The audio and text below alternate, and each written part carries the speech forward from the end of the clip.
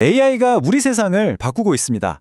그런데 이 AI가 반도체 산업, 나아가 한국 경제 전체에 그야말로 역사적인 파도를 만들고 있다는 사실 알고 계셨나요? 최근 한국은행 보고서에서는 이걸 역사상 가장 강력한 사이클이라고까지 표현했는데요. 네, 맞습니다. 오늘 그 강력한 사이클의 이유가 대체 무엇인지 하나하나 자세히 분석해 보겠습니다. 좋습니다. 그럼 그 역사상 가장 강력하다는 표현부터 한번 짚어보죠. 사실 반도체 호황 예전에도 여러 번 있었잖아요. 이번이 대체 뭐가 그렇게 특별하다는 걸까요? 정말 핵심적인 질문을 해주셨어요. 여기 표를 보시면 2000년 이후에만 벌써 5번의 크고 작은 사이클이 있었죠. PC혁명, 스마트폰 대중화처럼요. 하지만 한국은행 분석에 따르면 지금 우리가 겪고 있는 이 6번째 AI 붐은 이전과는 그냥 차원이 다른 아주 구조적인 힘과 모멘텀을 가지고 있다는 게 핵심입니다. 그렇군요. 그러니까 이번 사이클의 엔진은 명백히 AI다. 이 말씀이시네요. 그런데 도대체 AI가 뭘 하길래 이렇게 훨씬 더 많고 또 다른 종류의 반도체를 필요로 하게 되는 건가요? 네, 이걸 두 단계로 나눠서 생각해보면 아주 쉬운데요. 처음에는 AI가 똑똑해지기 위해 방대한 데이터를 학습해야 했어요. 이때 HBM 같은 아주 비싼 고성능 반도체가 필요했죠. 그런데 이제는 똑똑해진 AI를 우리가 실제로 써먹는 추론 단계로 넘어가고 있거든요. 바로 이 지점에서 학습한 내용을 저장하고 계속 꺼내 써야 하니까 HBM뿐만 아니라 모든 종류의 일반 메모리 반도체 수요까지 그야말로 폭발적으로 늘어나고 있는 겁니다. 그리고 여기서 끝이 아닙니다. 예전 AI는 주로 텍스트만 다뤘잖아요. 그런데 이제는 영상, 음성까지 동시에 처리하는 멀티모달 AI로 진화하고 있어요. 이건 뭐 필요한 반도체 성능과 양이 몇 배로 더 커진다는 뜻이죠. 와, 정말 수요가 어마어마하군요. 그럼 이 모든 반도체들 대체 다 누가 사가는 건가요? 주머니 사정이 아주 넉넉해야 할 것 같은데요. 바로 이 기업들입니다. 보고서는 아마존, 구글, 마이크로소프트 같은 기술업계의 거물들을 지목하고 있는데요. 이들이 지금 AI 인프라를 먼저 구축하려고 말 그대로 군비 경쟁을 벌이고 있는 겁니다. 슬라이드에 나온 투자 계획을 보세요. 2027년까지 계속해서 천문학적인 돈을 쏟아부을 거라는 전망입니다. 그런데 이 그래프에서 진짜 흥미로운 점은요. 단순히 투자액이 많다는 게 아니에요.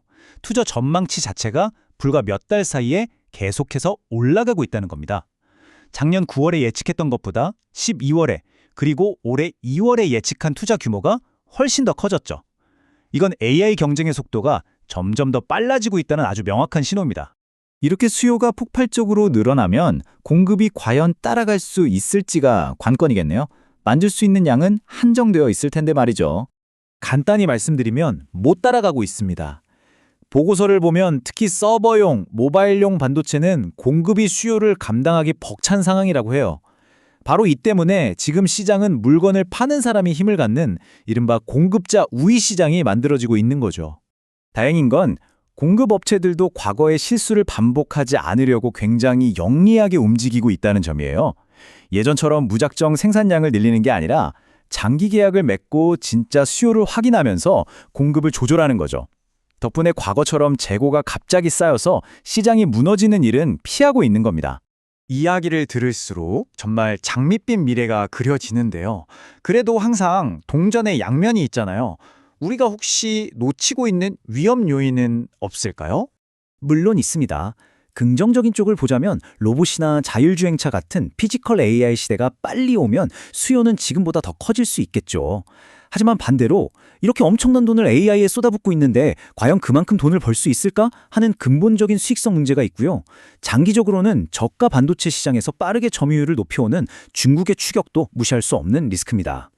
그리고 한국은행이 보고서에서 아주 의미심장한 경고를 하나 남겼는데요.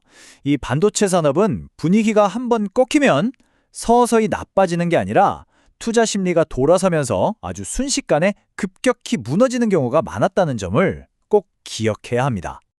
자, 그럼 이제 한 걸음 물러서서 큰 그림을 한번 보죠. 이 거대한 반도체 사이클이 우리 한국 경제 전체에는 어떤 의미를 가질까요? 한마디로 지금 우리 경제 성장을 이끌고 있는 거의 유일한 엔진이라고 볼 수 있습니다. 한국은행이 2026년 우리나라 경제 성장률 전망치를 2.0%로 올려잡았는데요. 그 핵심적인 이유가 바로 이 반도체 수출이 아주 강하기 때문입니다.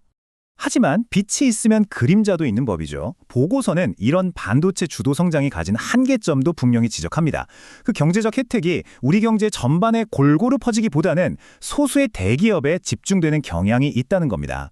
정리해보자면 우리는 지금 역사적인 AI 주도 호황의 한가운데에 서 있지만 동시에 이게 엄청난 기회가 될지 아니면 거품으로 끝날지 모르는 아슬아슬한 줄타기를 하고 있는 셈이군요. 바로 그렇습니다.